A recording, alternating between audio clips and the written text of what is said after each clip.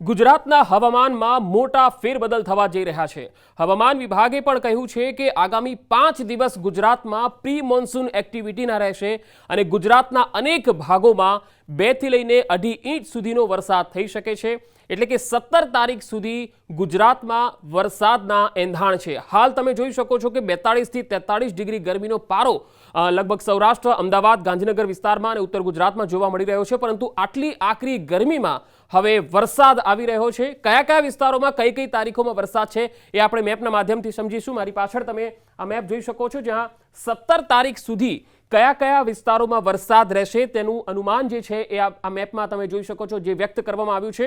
17 તારીખ સુધી આપણે સૌથી પહેલા સૌરાષ્ટ્રથી જો શરૂઆત કરીએ તો આમ તો રાજ્યના મોટાભાગના વિસ્તારોમાં વરસાદના એંધાણ છે। આગામી 5 તારીખ એટલે કે 5 દિવસ 12 તારીખથી લઈને 17 તારીખ સુધીમાં આ 5 દિવસોની અંદર સૌરાષ્ટ્રથી જો શરૂઆત કરીએ તો અમરેલી અને રાજકોટમાં સૌથી વધારે વરસાદની સંભાવના છે। એટલે કે કેટલો વરસાદ થઈ શકે છે તેની જો આપણે વાત કરીએ તો લગભગ 1.5 થી લઈને 2 ઇંચ સુધી વરસાદ રાજકોટમાં થઈ શકે છે, જ્યારે અમરેલી અને જૂનાગઢની આસપાસના વિસ્તારોમાં લગભગ 1 ઇંચની આસપાસ વરસાદ થવાની સંભાવના છે આગામી 5 દિવસ દરમિયાન। હવે આપણે સુરેન્દ્રનગર અને અમદાવાદ અને ગાંધીનગરની જો વાત કરીએ તો આ વિસ્તારોની અંદર 1.5 ઇંચ જેટલો વરસાદ થવાની સંભાવના છે। બોટાદમાં પણ 1.5 ઇંચ જેટલો વરસાદ થઈ શકે છે। આણંદની અંદર જે તમે ગ્રીન જોઈ રહ્યા છો, આ ગ્રીન જે પણ ટપકા તમે જોઈ રહ્યા છો, ગ્રીન કલર જે જોઈ રહ્યા છો, એ ગ્રીન વિસ્તારોની અંદર લગભગ 0.5 ઇંચથી લઈને 1.5 ઇંચ જેટલો વરસાદ આ ગ્રીન વિસ્તારોમાં થઈ શકે છે। તો આણંદની અંદર પણ આણંદ, નડિયાદ જેવા વિસ્તારોમાં પણ 1 થી લઈને 0.5 ઇંચ જેટલો વરસાદ, 1.5 ઇંચ સુધીનો વરસાદ થઈ શકે છે, જ્યારે ગાંધીનગર અને અમદાવાદની અંદર 1.5 ઇંચ જેટલો વરસાદ થઈ શકે છે। ઉત્તર ગુજરાતમાં બનાસકાંઠા, સાબરકાંઠા, મહેસાણા આ વિસ્તારોમાં 1.5 ઇંચ વરસાદની સંભાવના છે, પરંતુ ગાંધીનગર, અરવલ્લી અને મહીસાગરના જે વિસ્તારો છે તેમાં 1.5 થી લઈને 1.5 ઇંચ સુધીનો વરસાદ આ વિસ્તારોમાં થઈ શકે છે, જેમાં આ ગ્રીન તમે જોઈ શકો છો ત્યાં 1 ઇંચ જેટલો વરસાદ થવાની સંભાવના છે। મધ્ય ગુજરાતના આ ખેડા, પંચમહાલ અને દાહોદમાં પણ 1.5 ઇંચથી લઈને 2 ઇંચ જેટલો વરસાદ એ 17 તારીખ સુધીમાં થઈ શકે છે। અરવલ્લીથી લઈને મહીસાગર, પંચમહાલ, દાહોદ અને ખેડામાં સૌથી વધારે દાહોદ અને ખેડા, પંચમહાલના વિસ્તારોમાં 1.5 ઇંચ જેટલો વરસાદ થાય એવી સંભાવના છે। ત્યાર પછી વડોદરા અને છોટાઉદેપુરમાં 1/2 ઇંચ જેટલો વરસાદ થઈ શકે છે, કારણ કે અહીંયા તમે જોઈ શકો છો જે બ્લુ છે, જે બ્લુ તમે શેડો જોઈ રહ્યા છો એમાં 1.5 ઇંચ વરસાદની સંભાવના છે।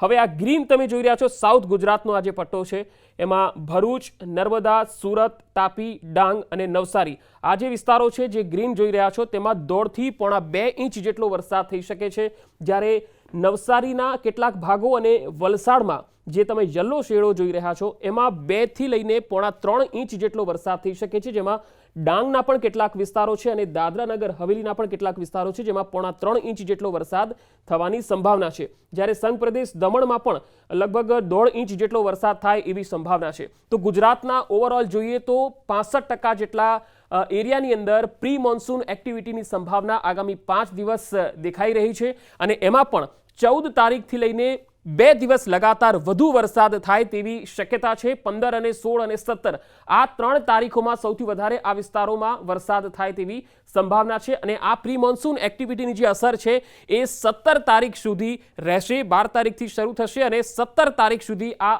અસર આટલા વિસ્તારોમાં જોવા મળશે। ફરી એક વખત સૌરાષ્ટ્ર, ઉત્તર ગુજરાત અને દક્ષિણ ગુજરાતના એરિયાની જો વાત કરી લઈએ તો જૂનાગઢ, અમરેલી, ગીર સોમનાથ, રાજકોટ, બોટાદ, ભાવનગર, જામનગર, સુરેન્દ્રનગર અને અમદાવાદ આ વિસ્તારોમાં વરસાદ થશે, જેમાં સૌથી વધુ રાજકોટના વિસ્તારમાં લગભગ 2 થી લઈને 3 ઇંચ વરસાદ।